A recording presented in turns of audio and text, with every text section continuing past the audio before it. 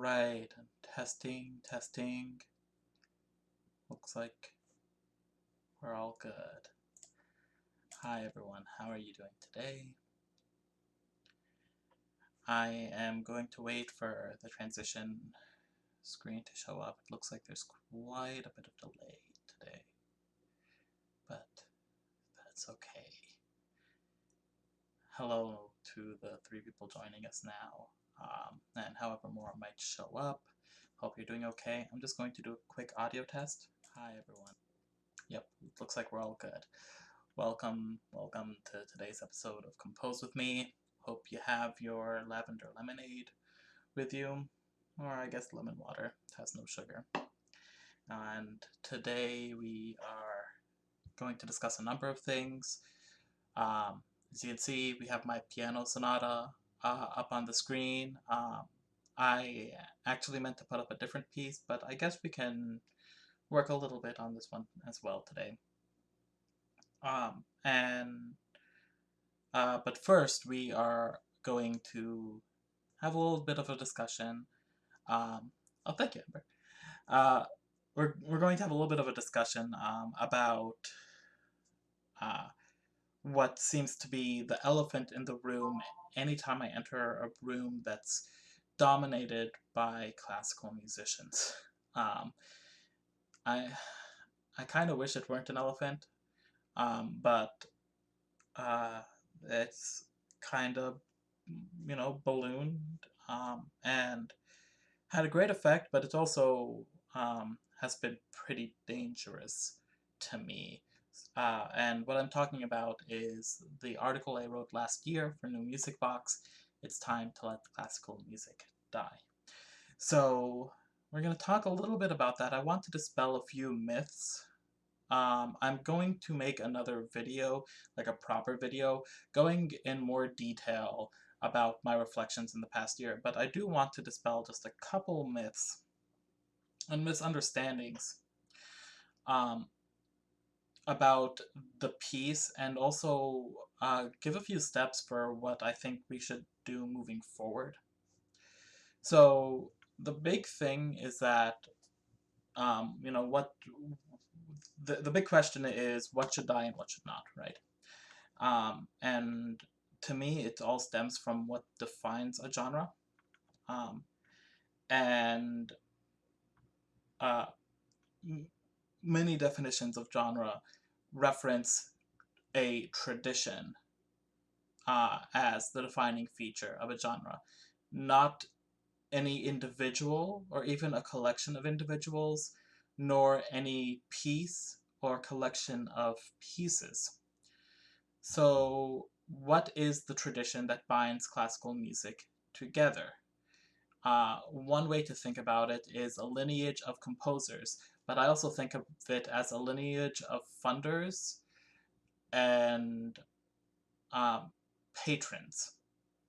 And the and I believe that is a tradition that has kept classical music going and has maintained a steady hand of control in that genre.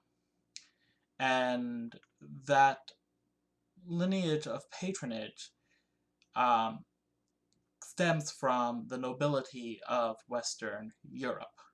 And the nobility of Western Europe is synonymous with white supremacy.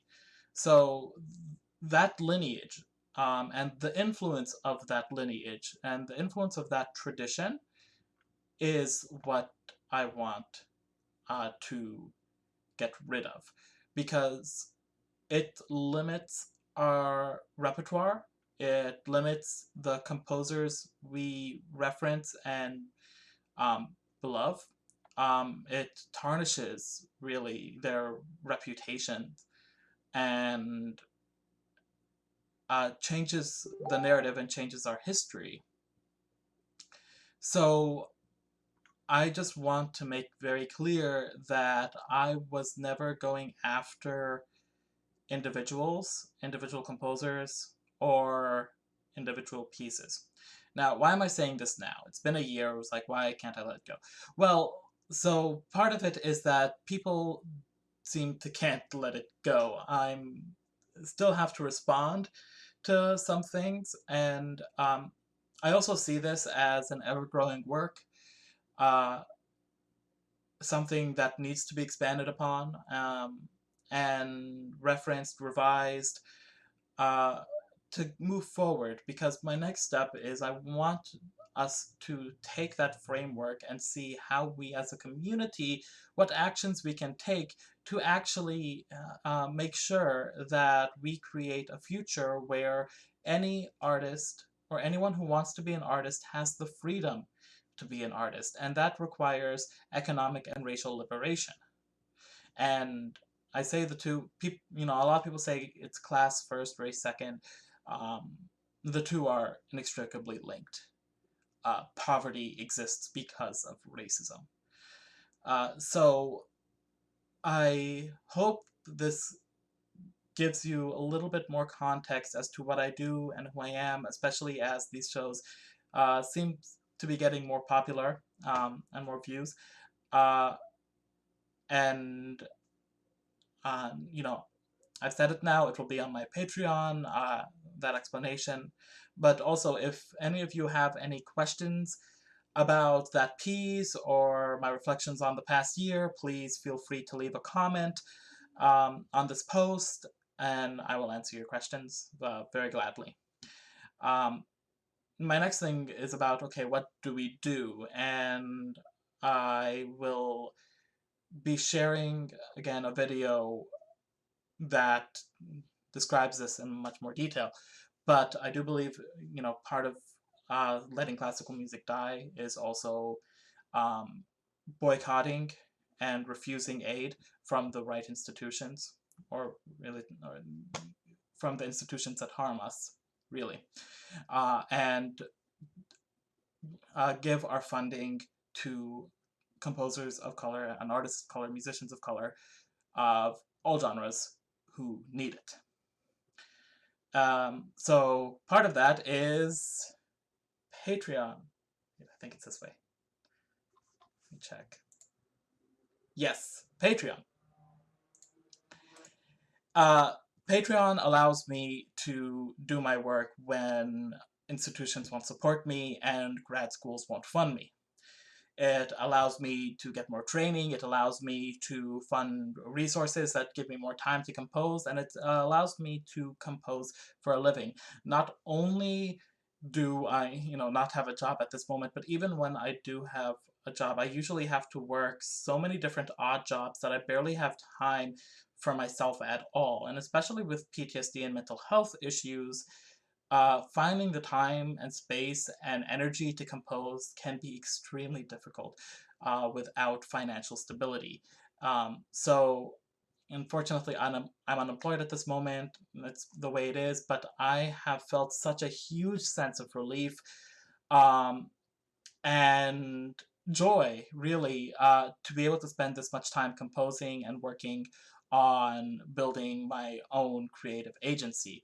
So if you have been enjoying these videos for a while, you've gotten to know me a bit, and you really want to support the work I'm doing, not just for myself, but for any and all artists, so that anyone who wants to be an artist can become an artist, please consider giving just even $1 a month.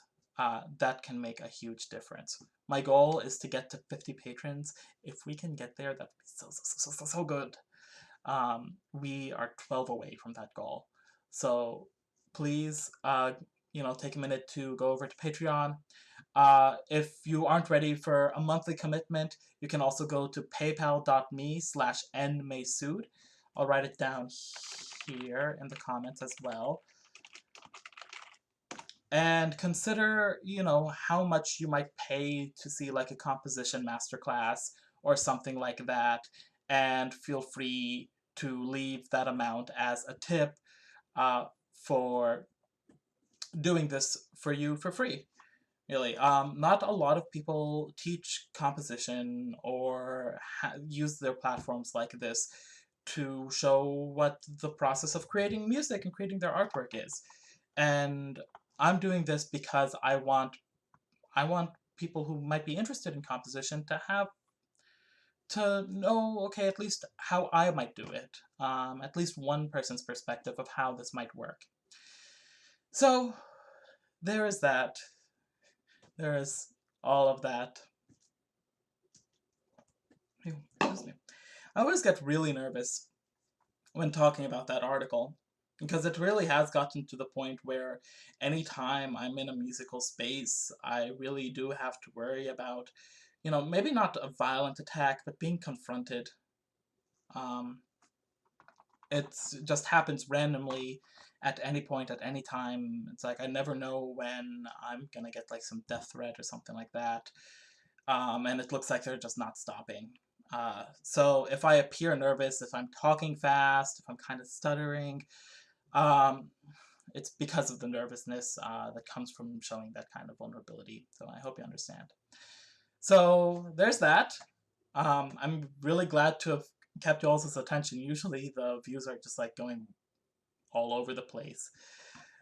So, let's start composing. And now I want to think about, okay, what am I going to do today? I don't really have a set plan. I'm kind of in this phase right now with the oboe, viola, and piano piece where I've been kind of writing a lot of sketches and throwing away a lot of sketches. And they've mainly been in my notebook, which is not here. It's probably upstairs. Part of my morning routine is that I always wake up, take my meds, make yerba kahwi, sit outside on the porch, listen to like a concert of music, and then compose some sketches. So I do those in the mornings, so it's probably upstairs by the porch. Also, if you wonder like what kind of place I live in, it's gonna be a mystery to you, but I do live with my family, and I love them very much. So,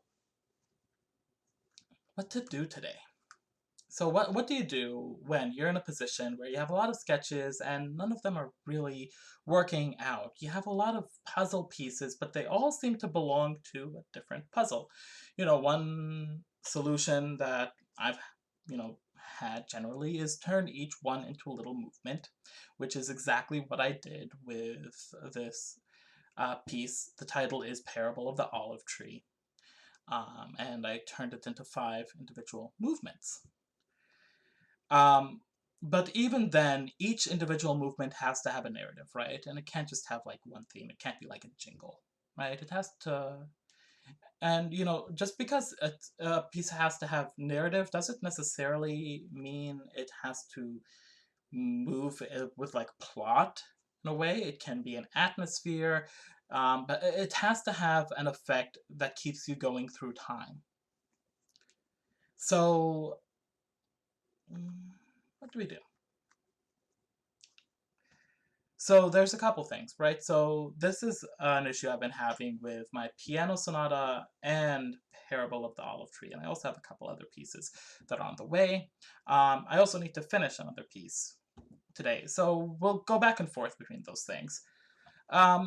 First off, something that I generally do is, I've taken quite a break from this piano sonata, and that's good. Generally, I want to take some time away from a piece of music to get to the point where I kind of forget about it a little bit. And that's very easy for me to do. I have the just terrible memory. So I have already kind of forgotten like a lot of details in this piece. And I'm just gonna do a quick scroll through. We can listen to it together and just see what are impressions on it now that I've been away from it for a while.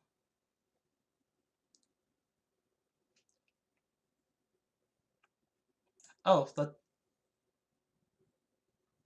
hi, Anne. I'm just reading what you said. Strongly disagree. What has to be removed is the discrimination. To try to remove music or replace it is impossible. This is a very sensitive topic. Well, okay, let me finish this.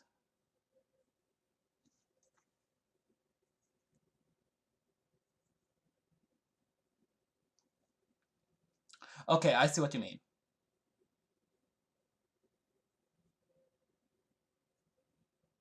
Yeah, so you're saying you disagree, but you're actually repeating a lot of what I'm trying to say, right? What I want removed is, well, not just discrimination, right? But I want to remove discrimination by removing sources of power that control the narrative of what classical music is about, and it's the role it plays in our society. Um, I let me just try to be as clear as I can about this. I am not going after repertoire. I am not going after repertoire. I am not going after repertoire. I am not trying to remove any music or replace any of it. There are some pieces where I prefer they like not be played, but I consider that more of a personal opinion. Some of them get on the verge of saying it's like we probably should stop funding this, such as some straight up anti-Semitic or racist works in them. But so there's a couple things, right? Um, the system of the circle of fifths, right? So if I say it's time for that source of power to go away, I am not referring to the circle of fifths.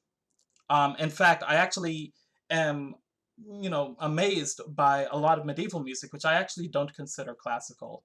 I'm thinking of a canon that started to develop with that started with Bach, and this narrative of white men controlling and dominating the musical scene for a couple centuries, when in fact there are actually whole societies and whole communities of musicians and composers that are left out in this narrative, in favor of constantly playing the same untouchable composers, right? So, right, so like you're saying, if classical music uses potatoes, right? We can't remove potatoes. Um, but is classical music the potatoes or is it the Pringles, right? Um, oh yeah, no, I'm totally fine with the theory. The theory's fine. I don't want to get rid of tonality. Absolutely not. I love tonality. That to me is not what defines classical music, though. I'm thinking of it. I'm thinking of if it helps. I'm thinking of it from a economic perspective. Who funds it and who has power in it, right? I'm worried about the means of how to produce the works, not the works themselves. I'm not worried about the production, just how the stuff is produced. Yeah, I mean, it's weird, right? I think we are running on different definitions of classical music. And uh, but regardless, I think we are on the same page that we want discrimination in classical music to end. It's just that to me, that requires uh, it it requires shifting our framework in a way that um, that we start to see something else, right? Okay, uh, Zumalik, am I pronouncing that right? Oh, Philistine. Hi. Um, if we listen to Bridge Tower, does it take space away from Beethoven? No. If you perform Bridge Tower, and decide not to play Beethoven, or say it was like I was planning to do Beethoven, but we'll do Bridge Tower instead, then yeah, um, it does. But we have recordings of Beethoven. Anyone can listen to Beethoven at any time. Um, and I do think like some space has to be taken away from Beethoven, but we're not killing his legacy. his legacy, I don't want to touch. Yeah, I just want to make room for other people who do not, who might have been against what the beliefs of the people who fund um, that kind of, who fund music based on their own discriminatory beliefs. Uh, so I hope that gives a little bit more context. Um, yeah, I'm thinking from an economical perspective, if that helps at all. And I'm running on a definition of classical music that I believe is more accurate, because a lot of people have failed or tried and failed to define classical music, um, or link it very strongly to specific legacies. Um, I'm also thinking less about removing history and more restructuring a historiography. So it's not even changing anything. It's changing our framework and changing who has power, right? I do not want white supremacists to have power over the music we love. That's it. That's all I want. It's not uh and I think we need to also look at the tradition that defines classical music. And I think we also have to accept that racism has always been a part of that tradition. That's why, to me, I've said I want classical music to die. Well, it's not just like letting it die, but um, if you think of classical music in terms of like a history, right? It's just like, it's just there. Then I can see how my comments would be inflammatory. But I urge you to please read my article with an open mind on how one might define classical music and how we actually define genre. Because we shouldn't define classical music differently from ways we define other genres. And a lot of other genres are defined more by their community and a tradition they follow, rather than specific individuals, specific history, um, and pure like unchangeable facts. Um, it's the community, it's the power, the people who have power in that community, and part of the tradition that I want to um, that I want. Some of it I wanted to go away, and some of it I wanted to change. Um, It's also worth noting that, of course, tonality and the circle of fifths and a lot of the musical ideas throughout history, including religious music, um, a lot of traditional music, folk music, um, a lot of them use the same music theory. To me, music theory is just any way to analyze music. So I don't think that I do not relate that to the tradition of classical music, because that extends beyond what we consider classical music to any genre. Um, so I hope that makes sense. And if anyone has any more questions, I'd love to talk about that more. So now let's get into this piece. Need some water.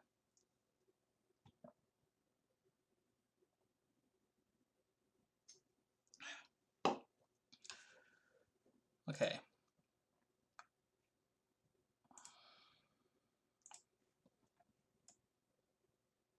I'm just going to take a quick look through here, remind myself what I did. It doesn't look like I'm missing any accidentals, or there aren't any repeated accidentals or anything like that. It looks fine. It looks polished. I'm wondering if I can do more with the dynamics, since this is just sempre. I'm like, is it really sempre? Sempre means you just stay that dynamic the whole way.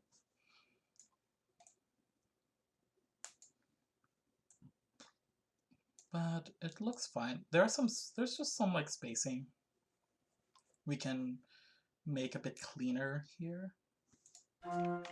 Like, oops. It's set to organ. Let's fix that.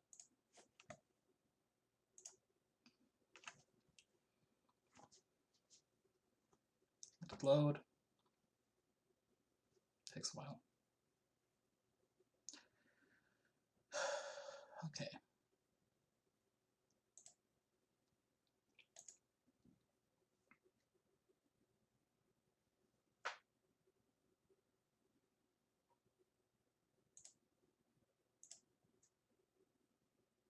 Word.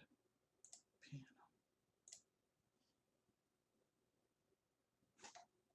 Okay, let's just listen through this. Let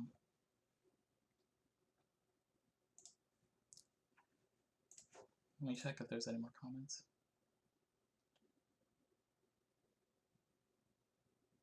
Oh, so you define...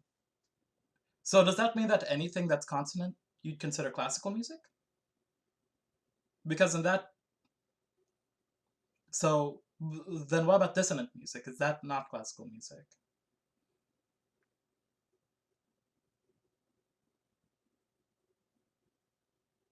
I do think it is a basis for how classical music theory works, and it's definitely like one of the main things. But I do not, like I said, I do not relate uh, music theory to genre.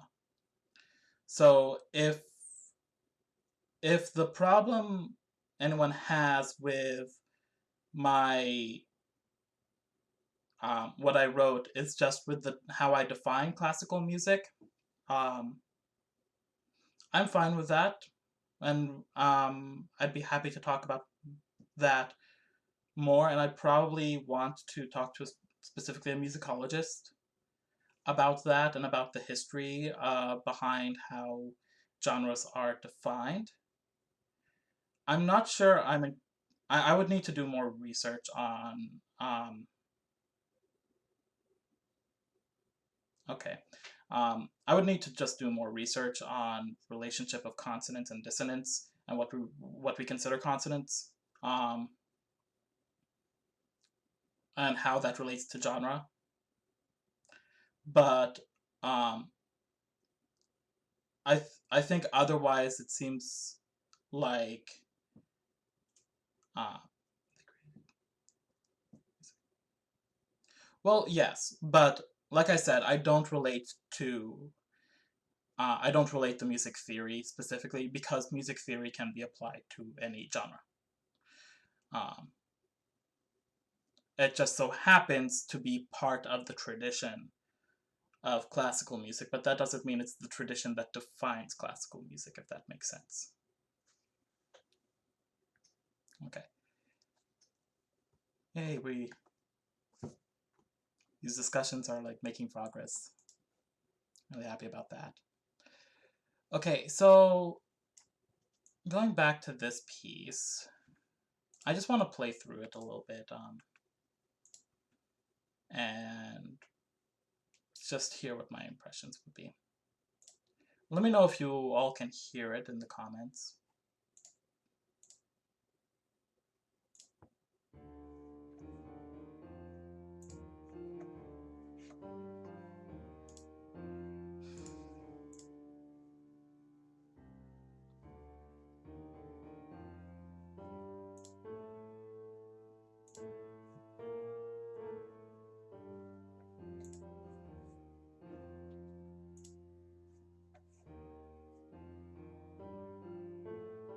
Oh, awesome.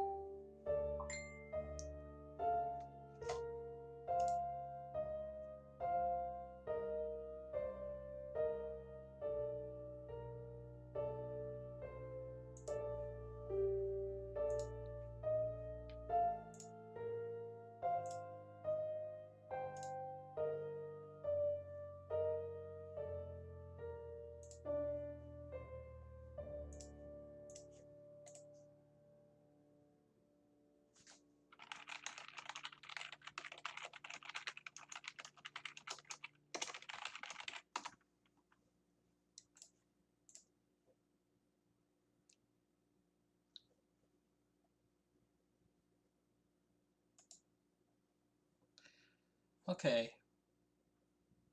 Is it just me, or does it feel like this entire movement could have been longer?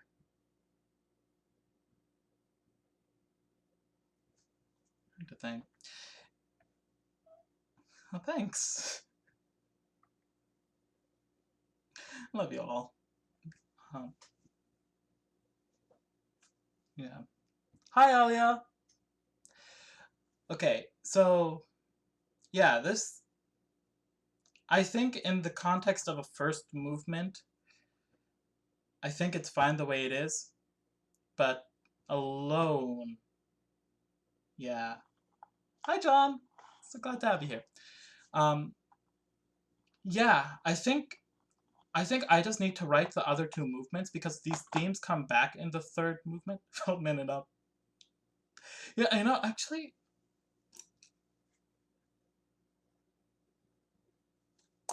maybe I don't know if Feldman can be an influence in this piece, but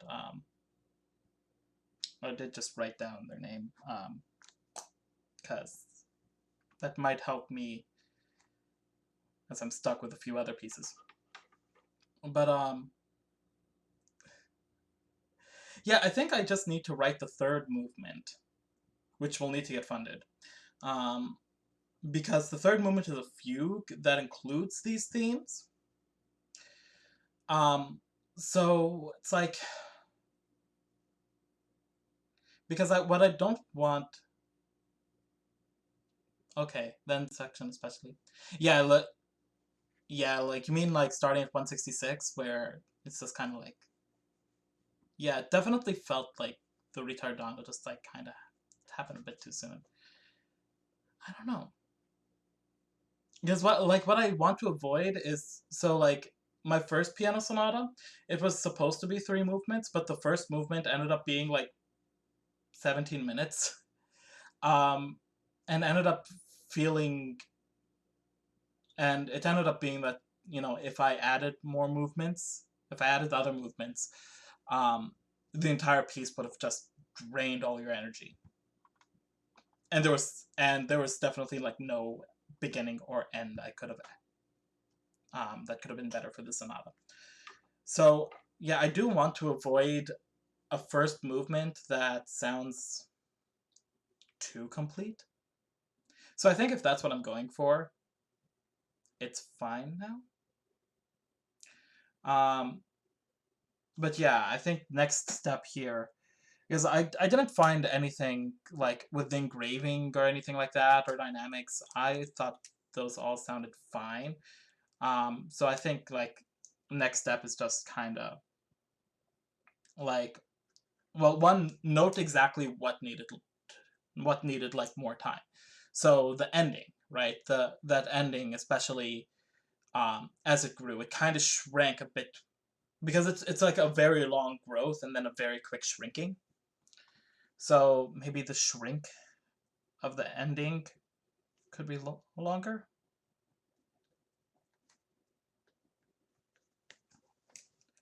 Um, and give more time to really feel every layer of the earth. I've said in there. Um, but I do, so like make that note, but also look at what themes still feel underdeveloped, and be my let that be my guide in how I use those themes in the third movement. If that makes sense. Um, but I think we are all in agreement. This, I shouldn't publish this standalone right now because it is lacking in development. Uh, but I'm also like really glad to hear that, because like that definitely means like there's more stuff to explore, and it's definitely better to like always have more than to have explored too much. So awesome. All right, let's open up another piece. Let's open up the trio.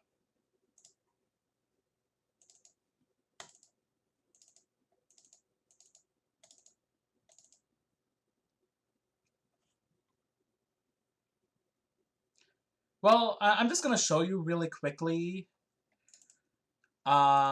Incarnation 3, I'm on the C draft right now, which is just final touches before I send it to a teacher. Okay.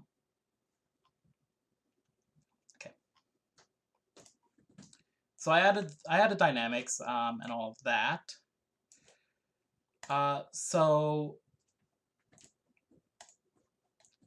So last week we talked about the difference between an A draft and a B draft. So I suppose it would be helpful if I explain the difference here between a B draft and a C draft. A B draft and ABC drafts are internal drafts. They are drafts that I write myself before they go to someone for editing or peer review.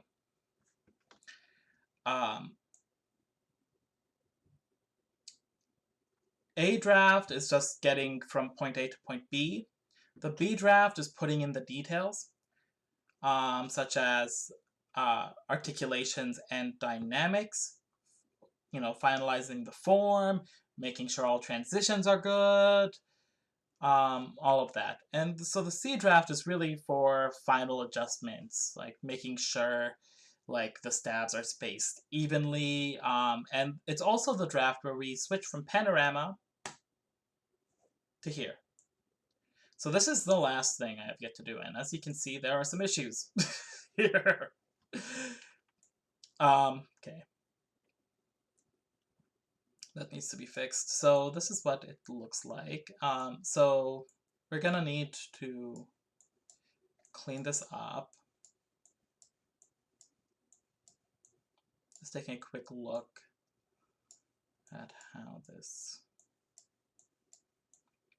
Okay, so first thing is that there's way too much space in between these. This is about like the maximum amount of space you want between systems. This is too much. So I'm gonna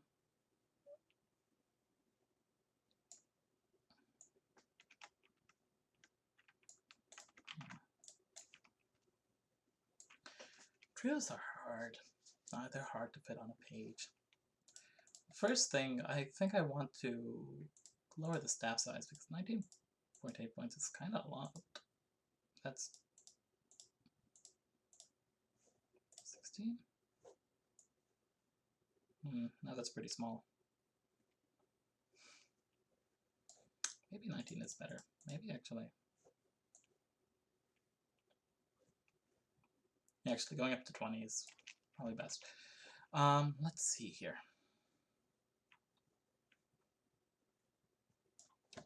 I'm gonna increase the margins on this page. Why is this in points? After the first page, 0.5, and then 1. Yeah, that looks like 0.75.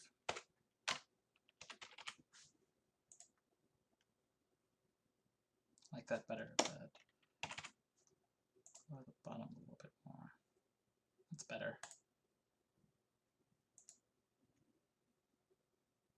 Fix that. Hope it doesn't crash. Did it just crash? No, okay. It just took me to a different window for no reason. Okay, cool. Let me fix my name. Oh my god, you all. The screen is still showing the piano sonata. Oh, oops.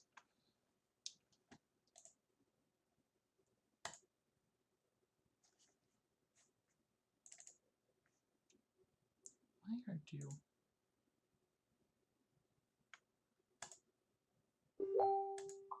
There.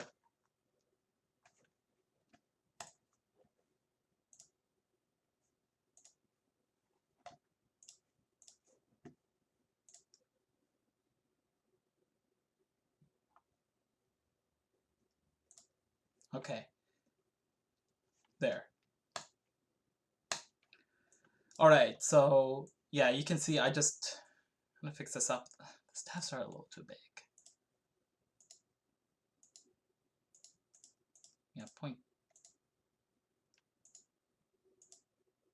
0.25 inches is usually good, but that's not good.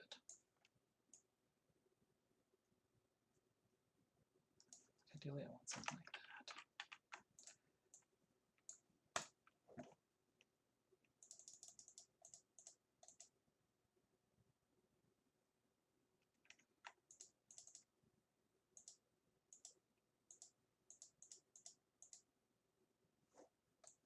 I think I'm kind of stuck with this.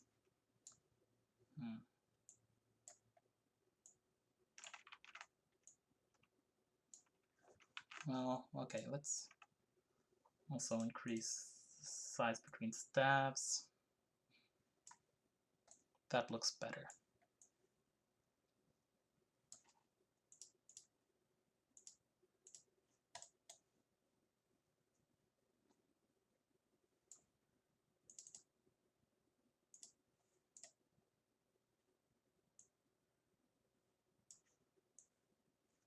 Yeah, that looks better.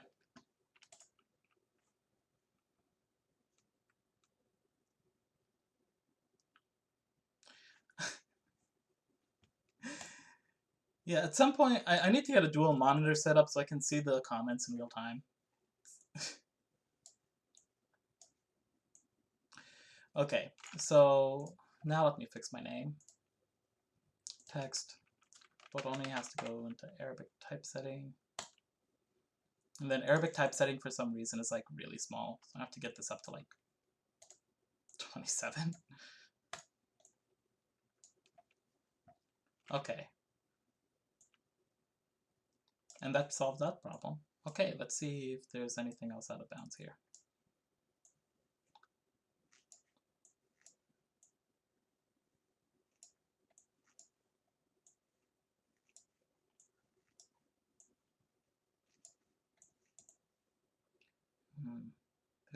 There are no dynamics on this page, and I don't like that.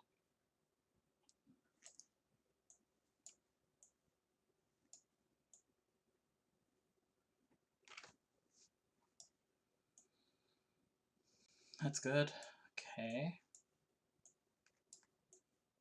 That's all good. I think I will say full score here. This is usually like hidden.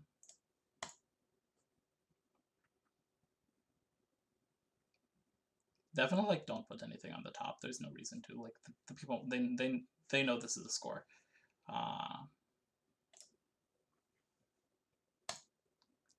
Okay. I'm gonna hide all. Look at this like this. This is what the page will look like.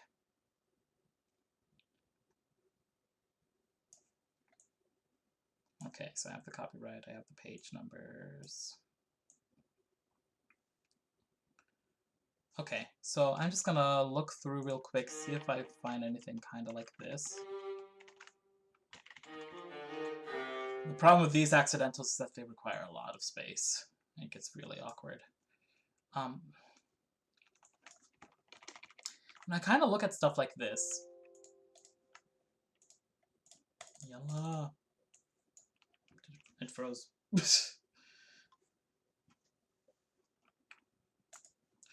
Okay, so I kind of look at stuff like this, and I kind of like it, honestly. It's like it's coming out of that note. The spacing's fine. You can read it. You like know what it is. I'm gonna leave that one because I think the extra awkward space here I can move it because the spacing is also awkward.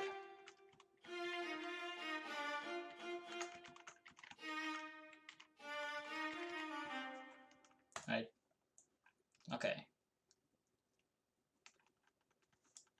That's fine. That's fine. That's very high, but I think Avila can play that high. Jello can play that high. I think Avila can.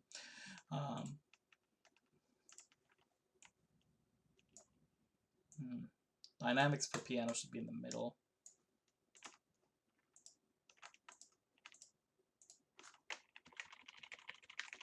At least middle-ish.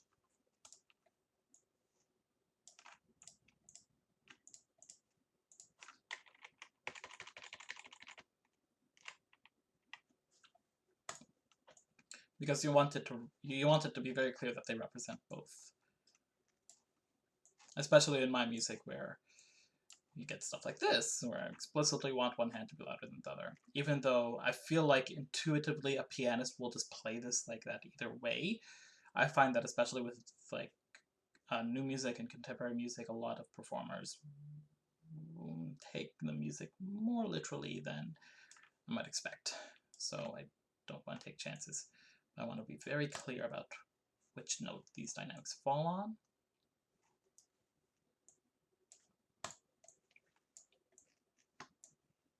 Yeah, maybe see if we can include some dynamics here.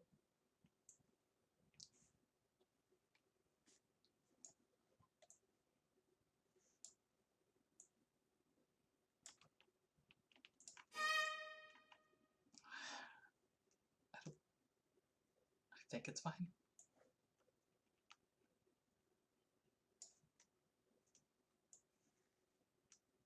Yeah. That's fine.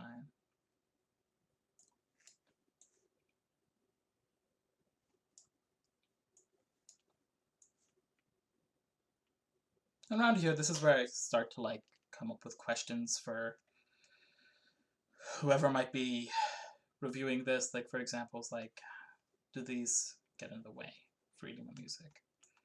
To me, they don't, but I'm very used to seeing these accidentals, and I have to constantly remember that these are not traditional accidentals to someone trained specifically in Western European classical music.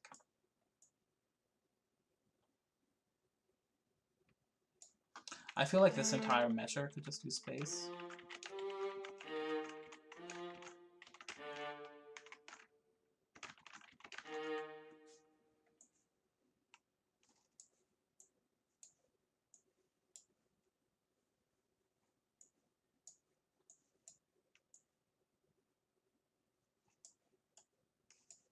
Okay. Make a bit more space there. Okay. Cool. I'm thinking of, I mean, since I'm showing this to you, like I know what it sounds like, but it's a quick 5 minutes. So I can show this, I can like play this for y'all if you want. Especially since there's some new folks here. And then after that we'll go into some sketches that I'm working on. So, okay, let's start.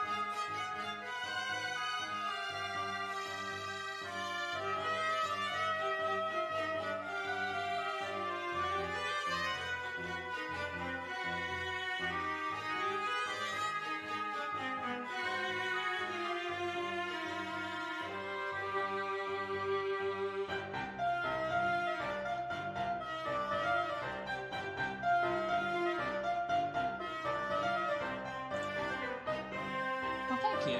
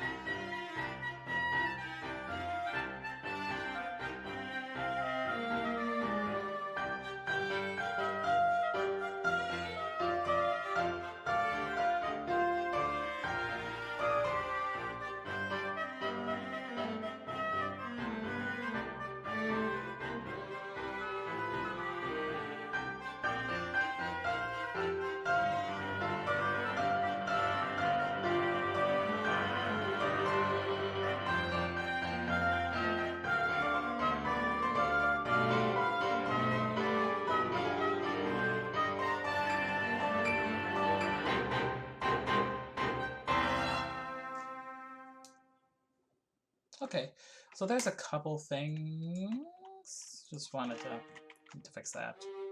Oh,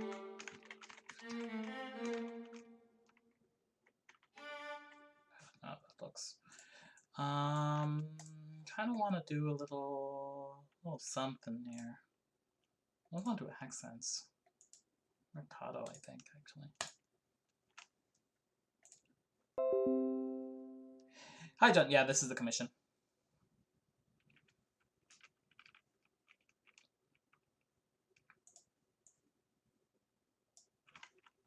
Let's see. I think this one bothers me.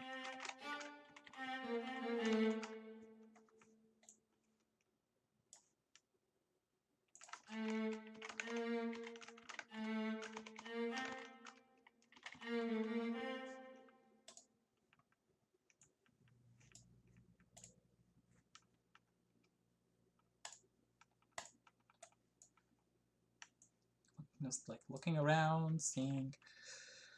Well, gonna see which looks better. That looks better.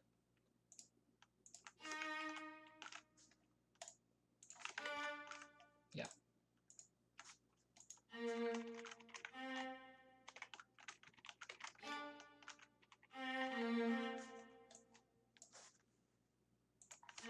Yeah, we're doing this. That's that one.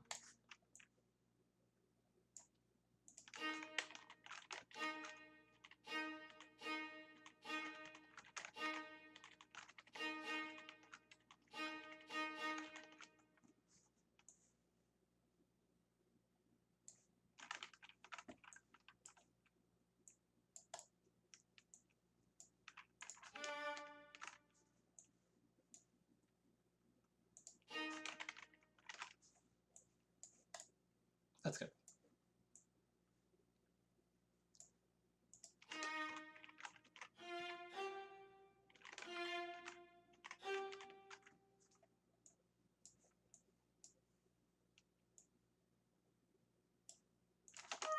Yeah, because it can be, it's less clear that you see the dots there unless I space them.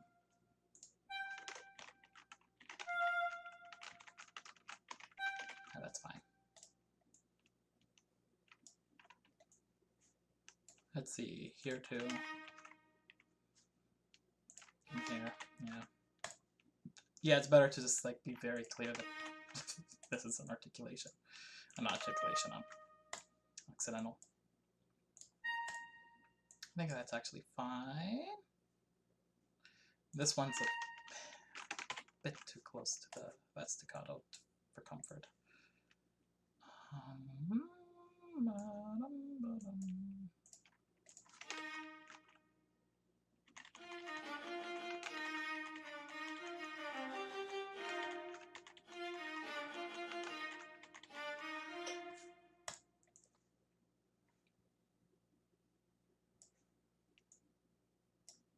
And this is just busy.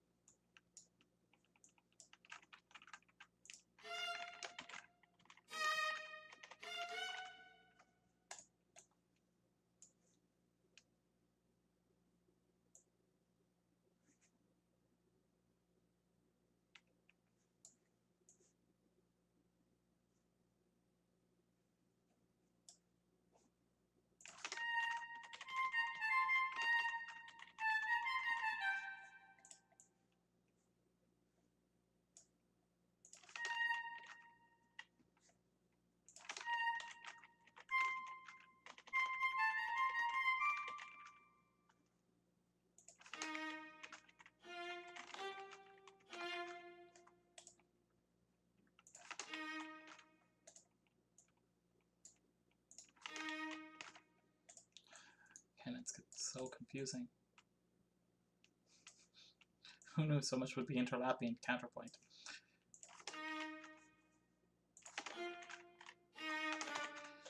Yeah, so this stage is just kind of like looking at these little details and fixing little spacings and all that fun stuff. Yeah, needs to be like that.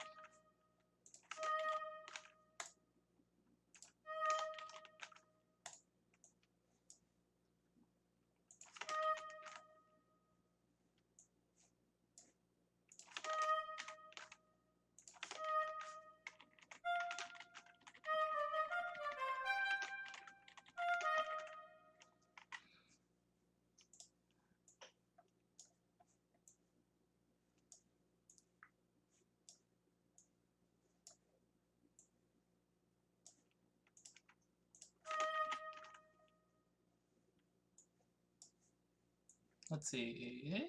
Okay.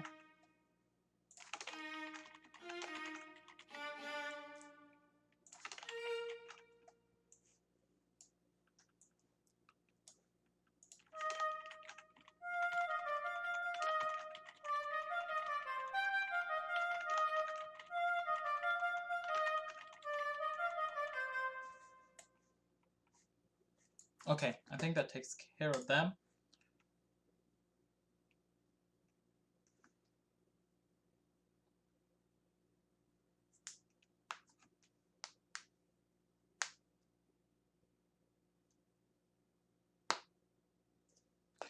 Yeah, no, I was thinking about that. I know it's like my brother plays viola. I don't think he can play that high. He hasn't played in a while. But I can I'm probably gonna I'm probably just gonna take out the viola and just try playing it. Yep, Rost.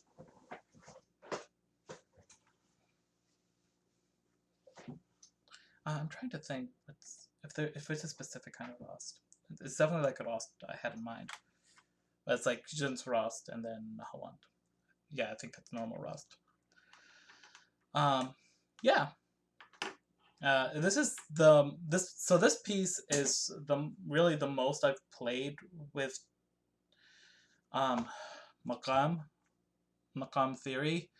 I'm like at this point where I'm like, I think I'm starting to get how it works. It's so exciting. It makes me like really happy to like, because like I feel like this is like epic piece. Yeah.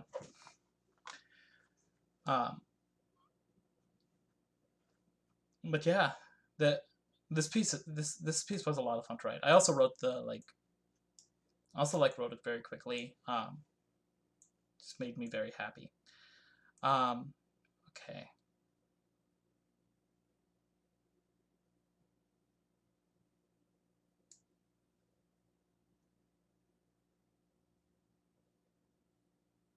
I think this is good for now. I'll take a look at it later.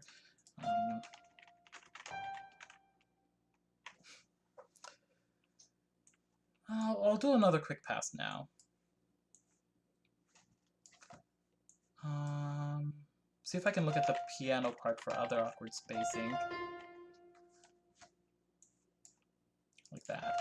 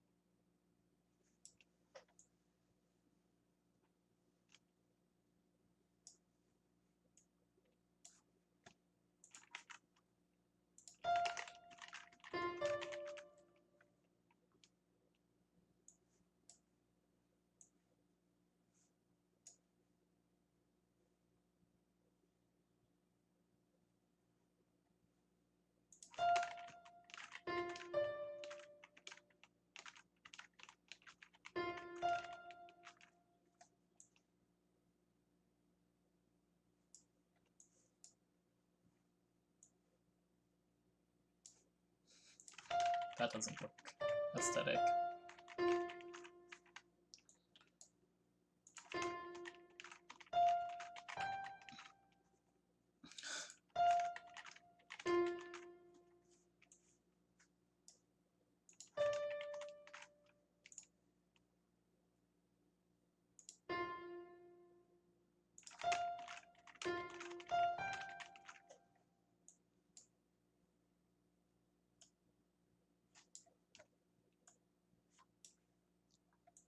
Okay.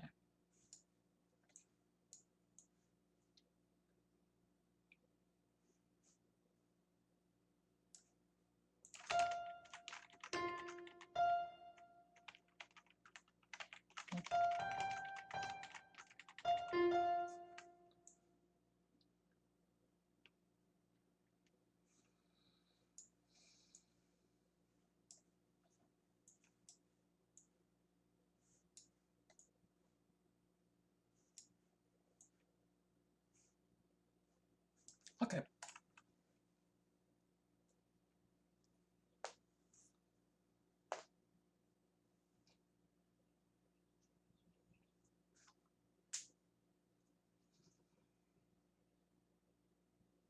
Just like catching up on the comments.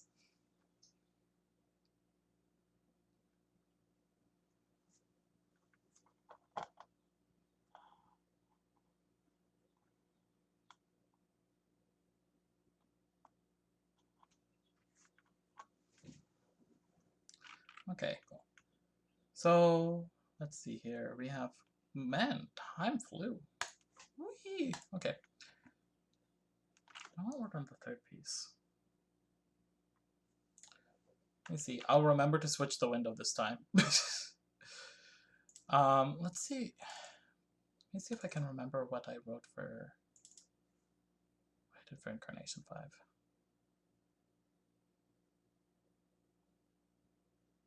Ah, yeah, this. Okay. Ah.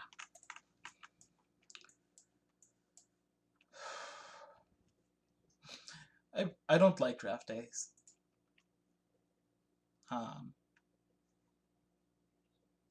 Draft B is the most fun because you already have something like good, and you just like it's like you already found like this diamond, and you're just like carving it, or this gem.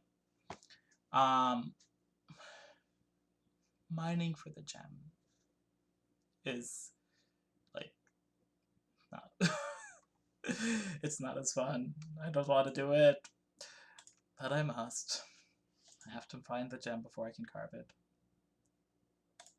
So I'm gonna switch windows again and go back and go to draft A of the 5th incarnation of this piece.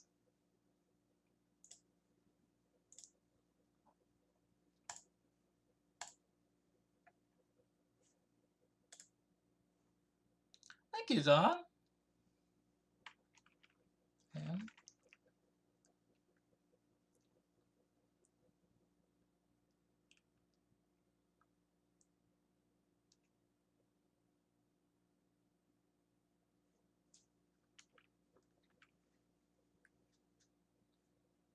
Okay, let's see.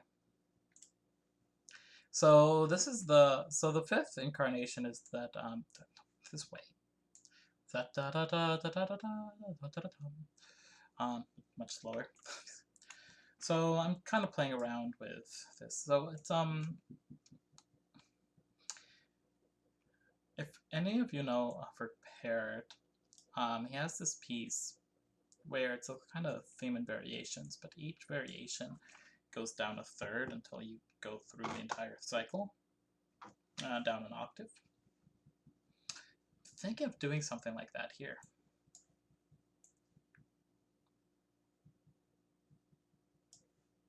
So this is like E minor. So it's more technically like A. The tonality's on A.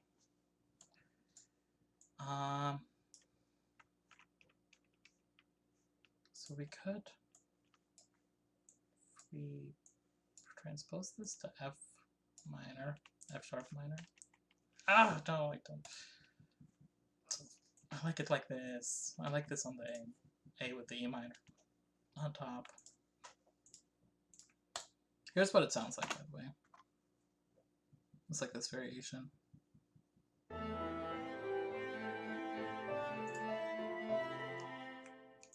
That is not 60.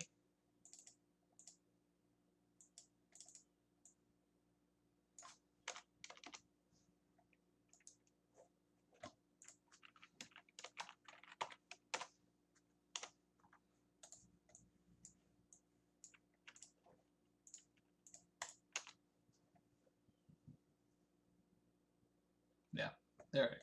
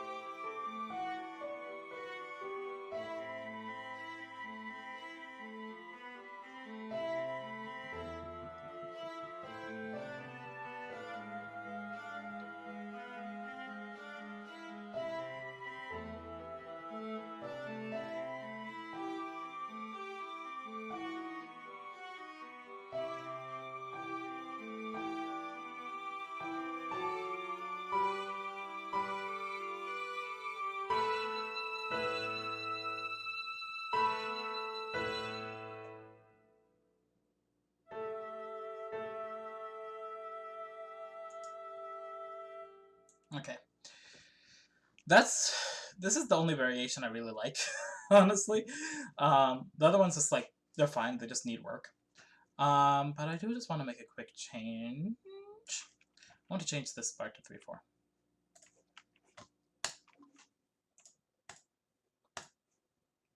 You can't let people get too comfortable. And then do this, I'll get rid of that one repeating thing. Delete. There. Delete this measure.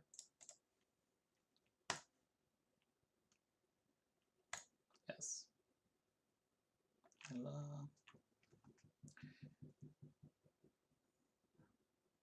Okay. Same thing here. Actually, this is very dissonant, so I might keep the dissonance here. I don't want to establish a pattern. Actually, no, I don't want to establish a pattern.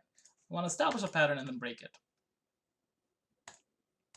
So do 3/4 on the held notes up until the like last.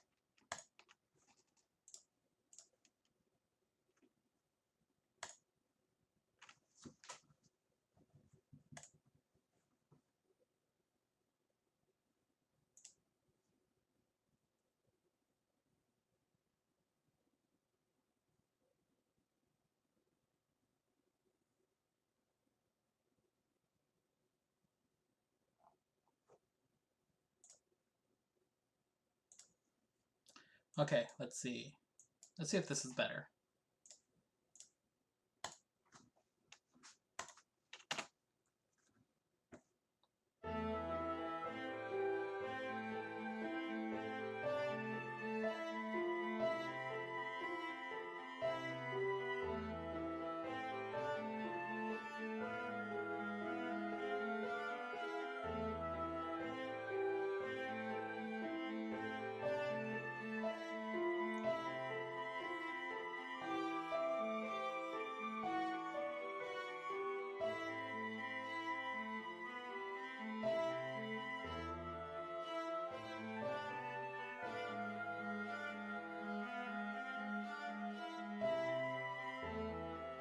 Yeah, it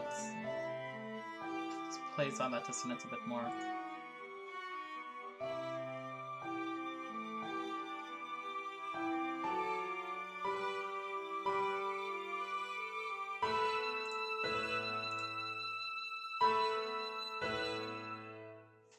Okay.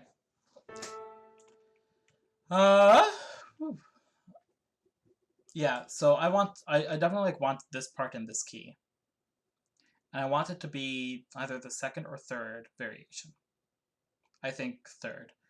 The reason why is because there are two differences from the main theme. One is that there is this fifth doubling here. There's this like kind of raindroppy thing. There's this 16th notes thing. So I feel like I want to take the main theme, second variation, introduce one of those concepts, and then the third variation, and like, so the second variation develops from the main theme into this variation, because I want it to develop slowly. So if this is an A, let's see, the first one needs to be an E. So we are gonna, that's gonna be way too high on the oboe, isn't it? Yep.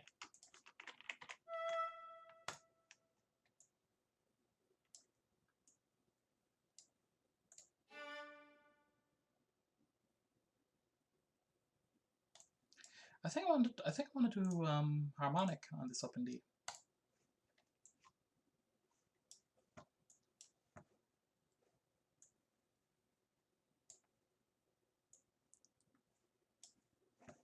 See how this sounds.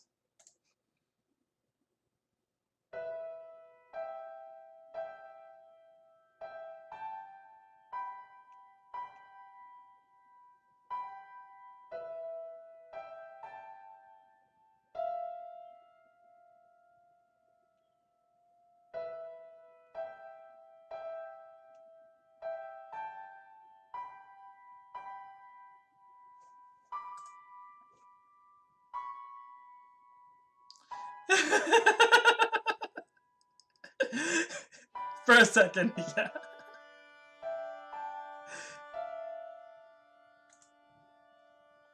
I like this. I like this more than the first theme I had.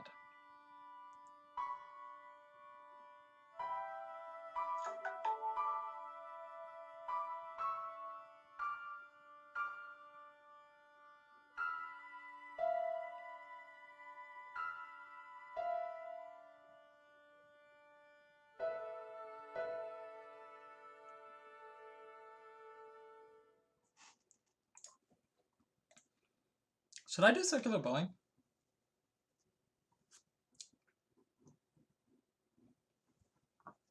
I don't think so. I think circular bowing is like, it looks cooler, but the actual sound effect is not usually what. It's not that graceful. Maybe I haven't seen like someone like do it really well. But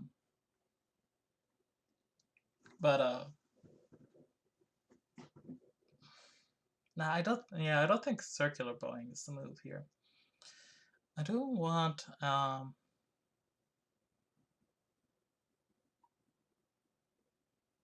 maybe it is. Maybe it is, but slowly, very slowly. Like instead of just doing the circular sign, just like doing that.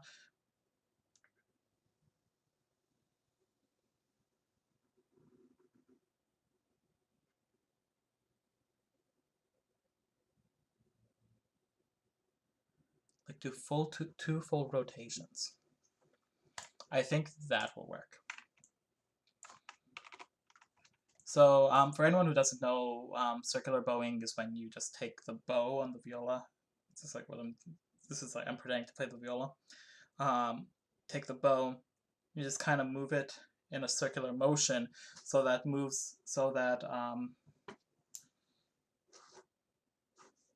let me do a quick drawing for you.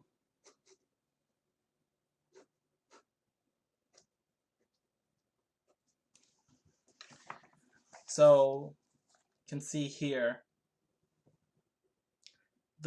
if you play here close to the bridge, get this like really kind of metallic, very grungy sound. And that's called ponticello. And here, play around here, that's called soltasto, and you get this much lighter sound. And the idea is that there are more harmonics the closer you are to the bridge. So circular bowing is you kind of explore all of that. And normal is like right in the middle.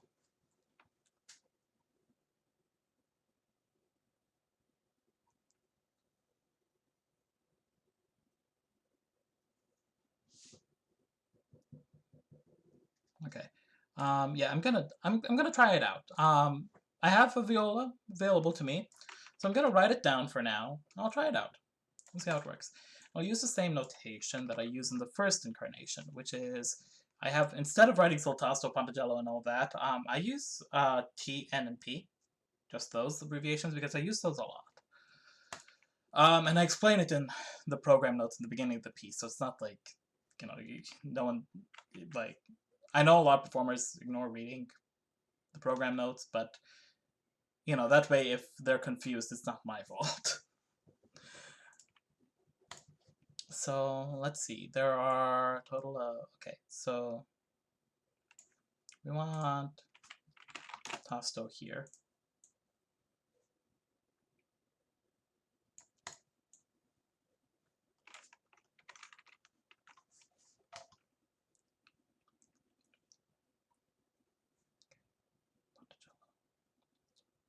Okay, so every two measures.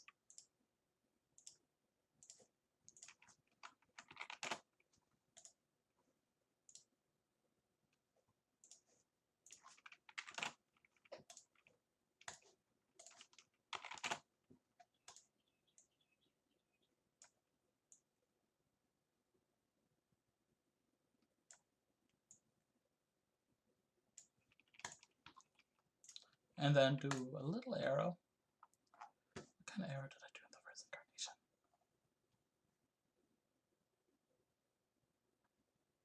I think I did the white arrow. I'll have to double check, because details like that are very important. But I don't want to open a whole new window for now. And checking those details is more in the third draft, because it's in draft A. It's very important, especially for myself, to just be thinking it was like don't worry about anything else. Just, you know, if you have details you want to write down because you're worried you'll forget them, which is very real for me, you know, write them down. So like this, right? But my ultimate goal is nothing more than getting from point A to point B. So this is my way of figuring out. It's like, okay, so there's enough difference now between these two variations, right? Whereas before, if they were on the same key, it would have sounded a little bit boring, repeating too much. So you can't hear this in MIDI, so but I'm just like gonna show you like how much smoother now it's gonna sound. And this measure right here is just like a placeholder for a transition I add.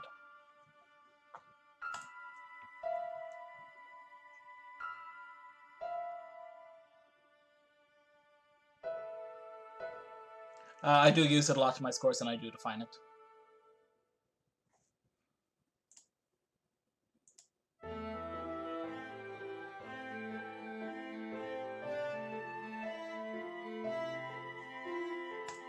Yeah, you hear how that, like, it's smoother now. But there does need to be a whole nother variation in between here. So I'm gonna, how do I note that for myself? I'm just gonna do that. What are the other variations I wrote? I don't like this at all. This is getting somewhere. I forgot what this is, so I'm just gonna play it.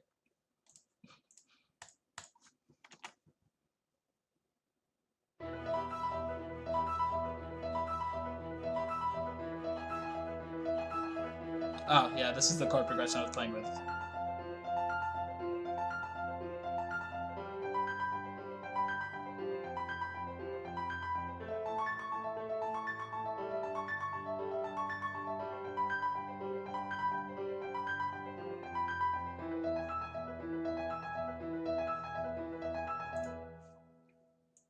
Eh.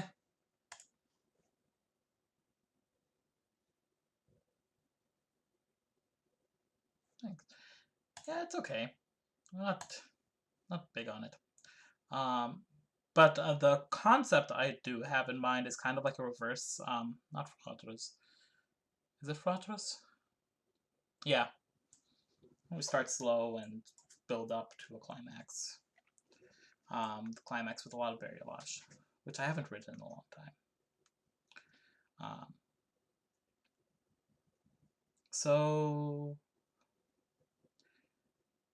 how do I want to, okay, so I'm gonna like put these away. I'm like, these belong in the sketch. I don't, I'm just like not ready to deal with those. I'm gonna open up the sketch, just put it in there. The sketch file is just like where I have like ideas. I don't know where they go or what to do with them. Might already have been in there, but whatever. Okay.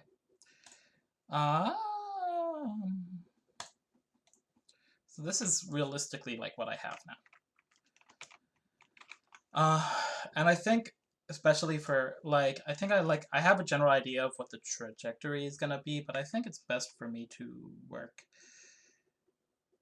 from beginning to end. So in that case, I'm gonna start playing around. So the next variation is in C minor. Is it?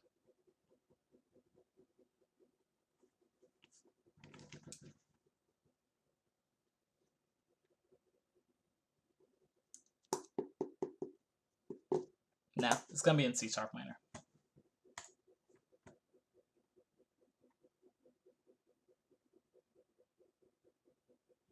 Oh, chords on viola. We could. I'd say that for the sketching. So okay, so I'm gonna measure this 1, 2, 3.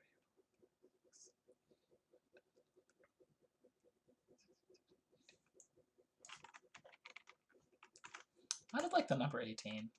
I kind of want to add 2 measures to it, so it's like, I just don't. 18 is an ugly number to me. But I'll add 18 measures. I'll add 19 measures.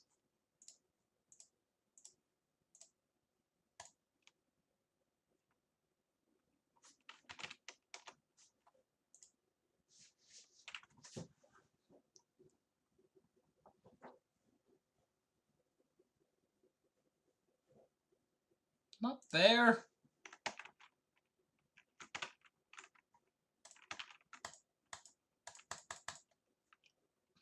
This program is bugging on me now.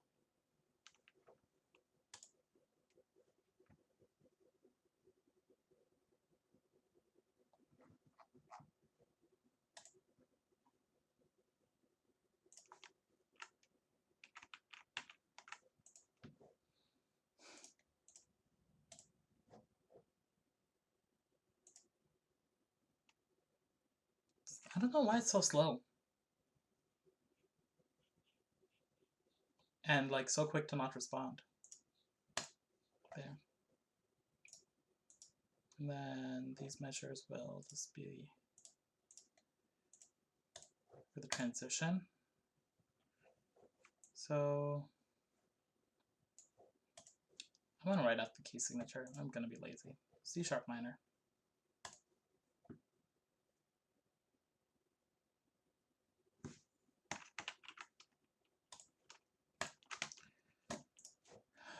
That shows you how often I use key signatures here.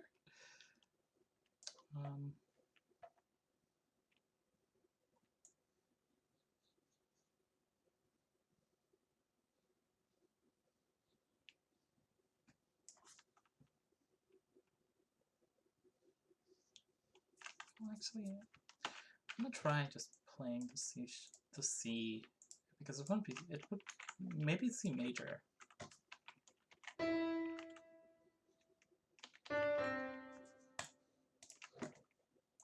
Just want to try playing it in sharp legs. I mean, it's gonna sound like C major.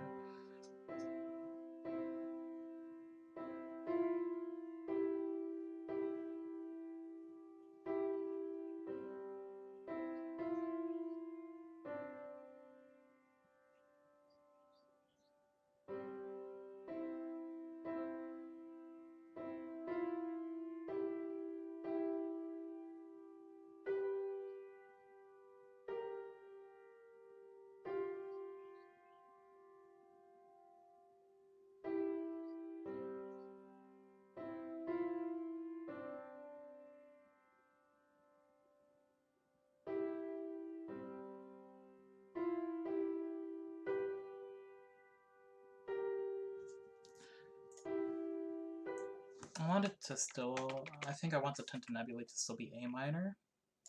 So.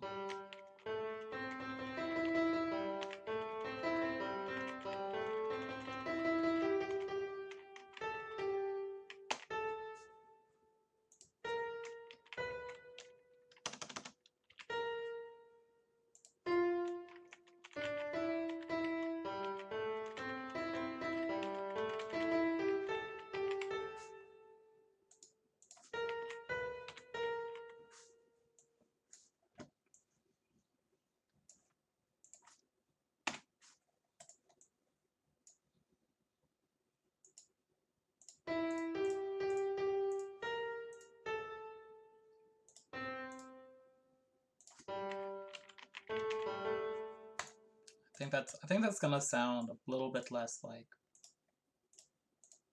a lullaby.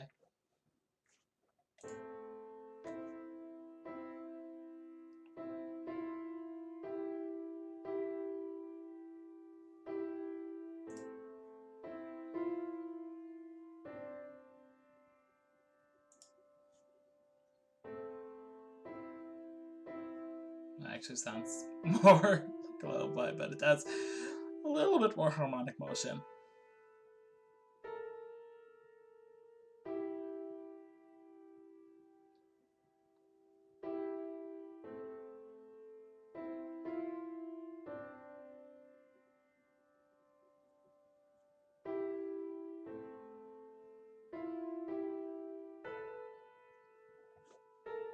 Okay, so now what I'm gonna do, transitions, like I want to transition there. So, I don't know what was selected.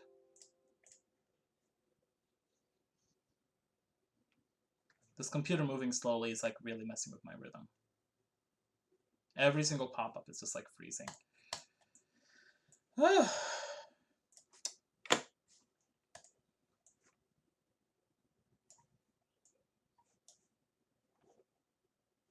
gonna put this in bass clef too. Do this.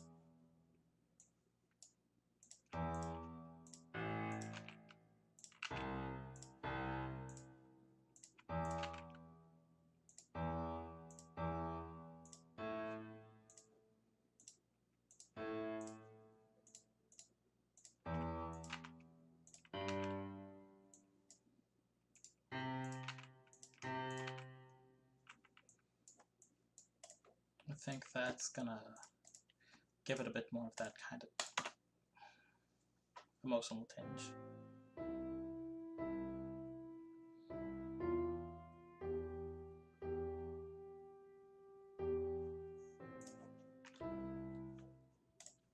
We're actually going to take this deeper. So I actually want this in bass clef. The reason why I want this in bass clef is because we are going to take it down an octave, or double octave.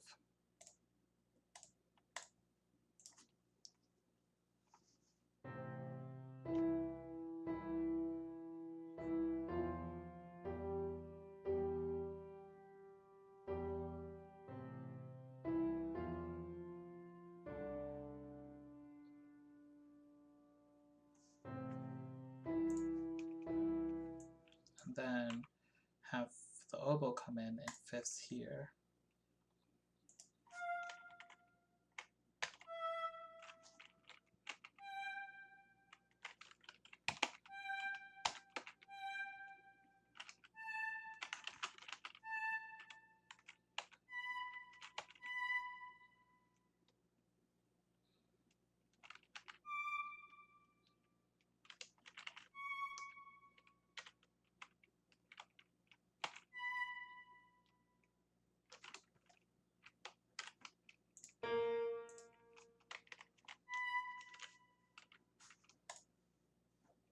That's more accurate. Let's see how that sounds.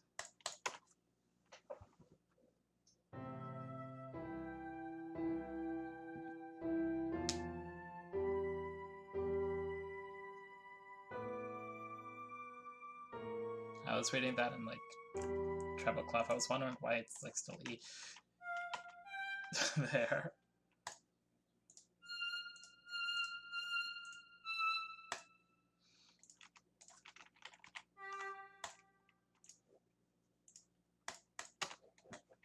I'm scaring Amber. Double stops on oboe.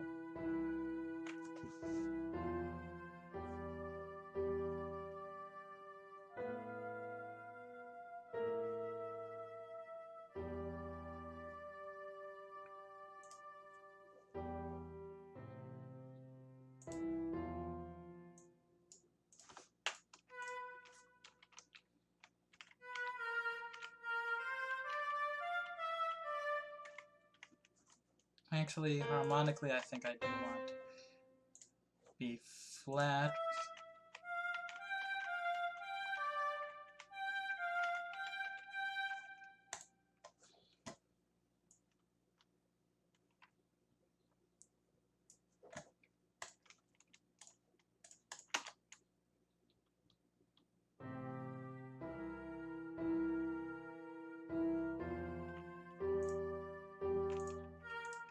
Nah, I don't want the tritone there.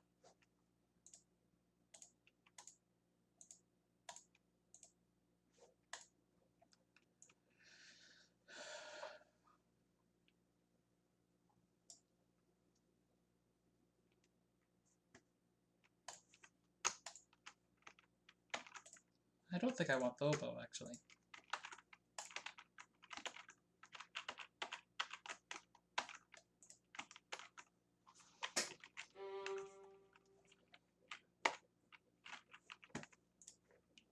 I want these harmonics. So, top note, notation, type, diamond.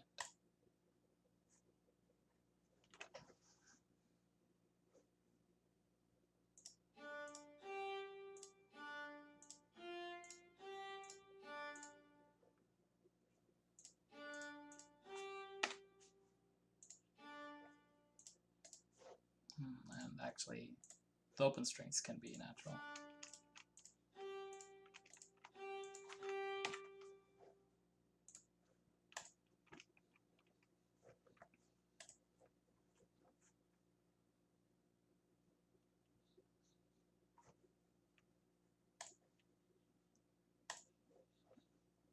That should be 2 measures up.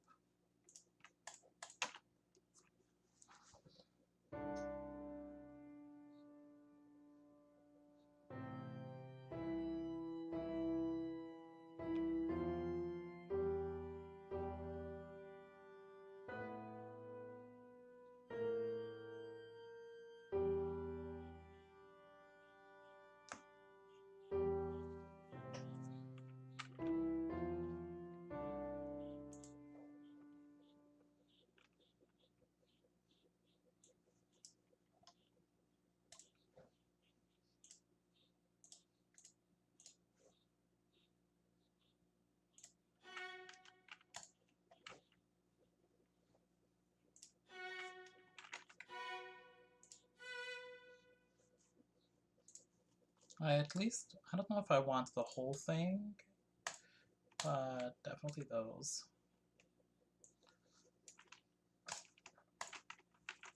Gonna cheat here a bit.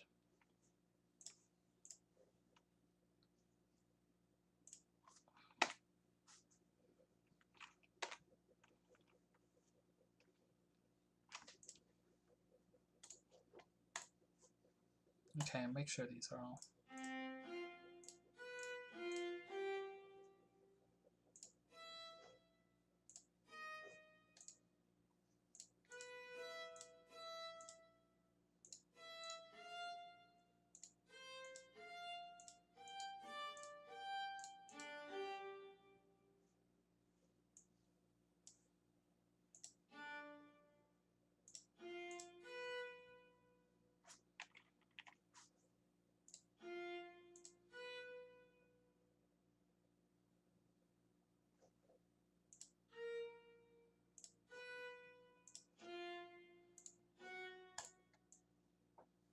Yeah, that's why that didn't play.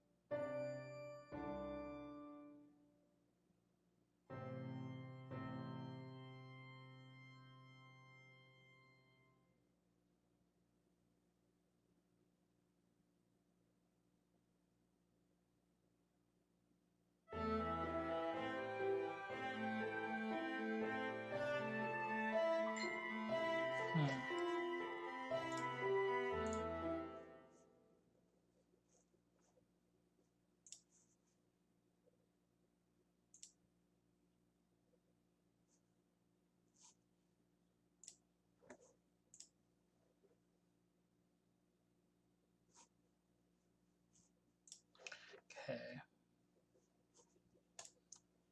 Let's see. I don't think a transition's enough. I think there needs to be some sort of sense of forward motion. So I'm gonna introduce eighth notes in the piano part.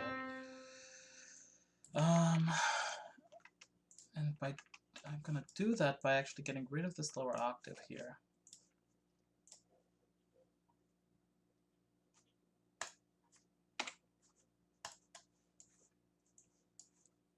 Then doing a second layer in eighth notes.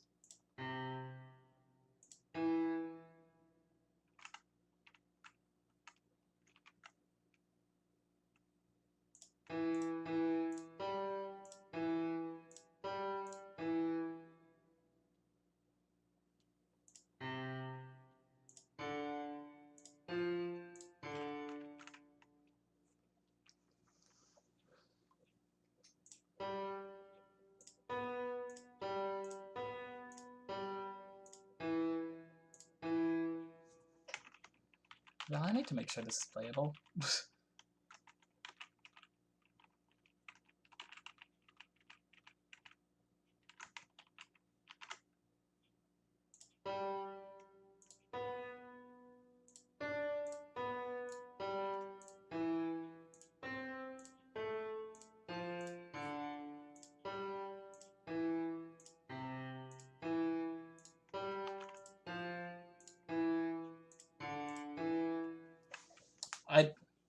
I'm just like making up something and then I'm gonna just fix it.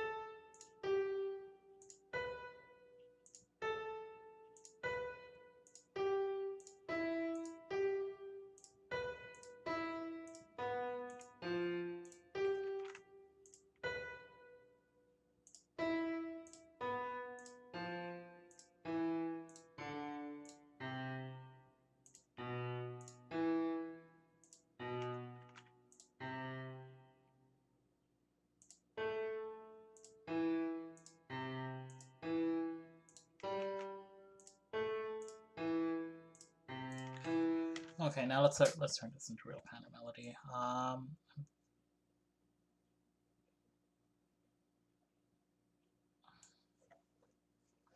What was that?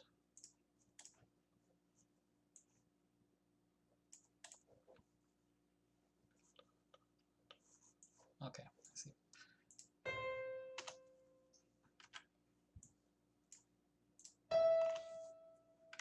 Just fixing those real quick.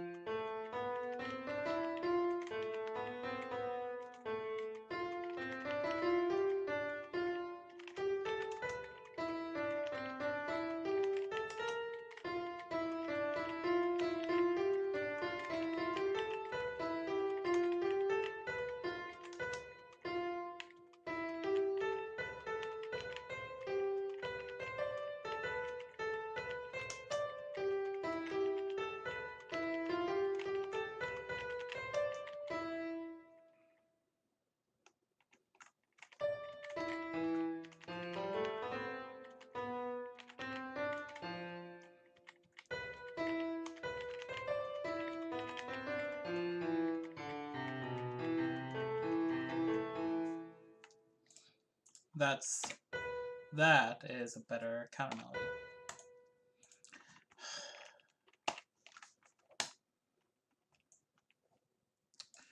Okay, let's see what this sounds like now. Now that has like a little bit of a churn to it.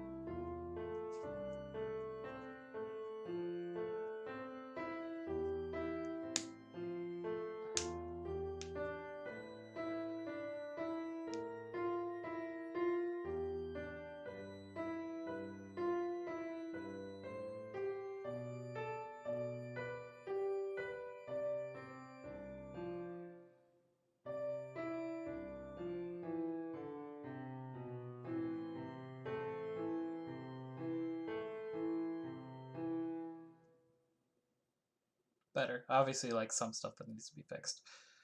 And then hear how that sounds transition.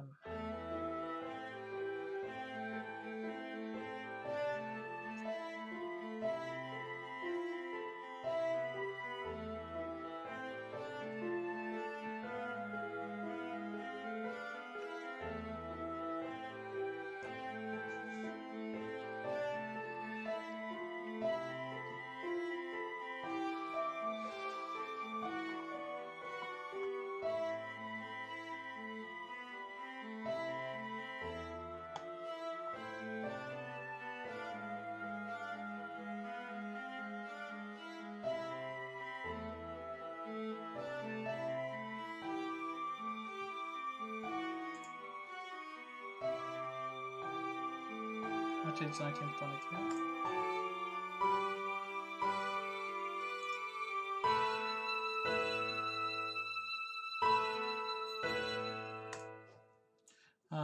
What do you mean 19 to 23?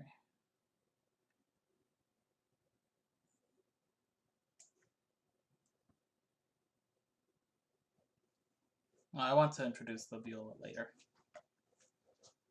But I do want a higher dynamic. Maybe like mezzo forte here.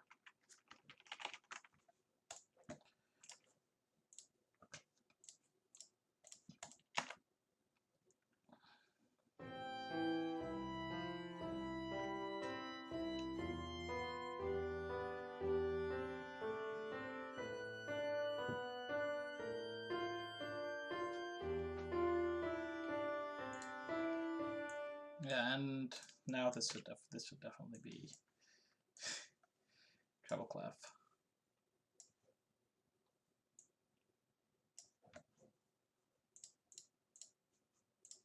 Okay. Oh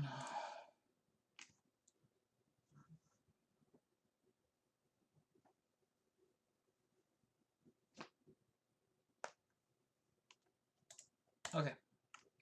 No. Bass clef. There. Okay. That needs some work, obviously, but we met our goal of doing something that gets from point A to point B. It's missing transitions, obviously, but we made progress in that goal. All right, y'all. I'm tired, and we are past 2 hours. So thank you all for joining me today. One more time, if you've been enjoying these live streams, please follow the link here. Go to patreon.com/nibalmesoud. All videos, except for the first 3 or first 8 or so episodes, are uploaded to Patreon for you to view right away and to reference. The videos here are deleted after 2 weeks, so you can't reference them after 2 weeks. But you can find all the videos along with listening guides, podcasts, and a lot more content up on Patreon. Also, if you enjoyed today's session, please consider leaving a tip over at this link. I'll leave in the comments, paypal.me/nmasood. Consider how much you would have paid to learn some of the stuff you've learned here today. And consider how much you might pay for a masterclass, and consider giving some of that. Again, I do not have a day job currently, nor am I funded by any sort of institution, so I really depend on your support and your constant collaborations in order to produce this stuff for free.